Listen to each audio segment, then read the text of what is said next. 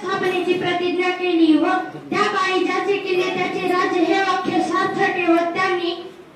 प्रथम तोरणा किल्ला जिंकून स्वराज्याचे